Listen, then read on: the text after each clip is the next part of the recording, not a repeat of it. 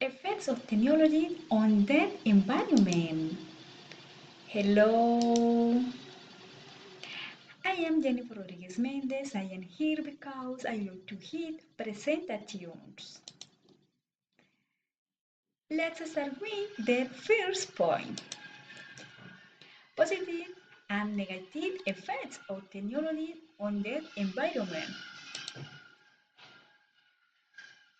It is his list one of the negative effects of technology on the environment is the destruction of jungles and forests. In addition, the environment has been damaged by technological process. For example, in past Seriporo Casanare, it has been noticed that the lands had been affected because of rice cultivations. They had to fumigate and he caused environmental demand because they have chemicals that destroy the lands. In addition, many animals die because of their irregular activities. Climate change has occurred and its effect was greatly producing storm, floods, droughts, and heat waves. Let's start with the second point. How do you see the future of our planet? From my point of view, the environment is everything. It is what it holds air to breathe, water to drink, and so on. Mother Earth is what gives us life. For this reason, I consider time is very important for the survival of the human being. In short, available time, we must take care of it and preserve the rich that nature offers us. If we continue with this impact, we will have to fight the consequences in the future.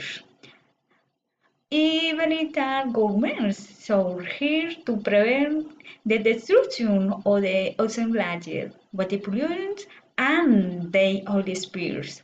Everything depends on ourselves and how good governments instruct us. Educational institutions play a very important role on how we learn to protect the environment. Mm, let's start with the first point. How to fight the environmental damage. It considers that with its humanity most that may cause regarding the environmental crisis. In this way, it can be improved by increasing yields in agriculture without experiment the ecological footprints in the same way their forests must be cared. Also, it recommends optimizing the water that is used for human consumption.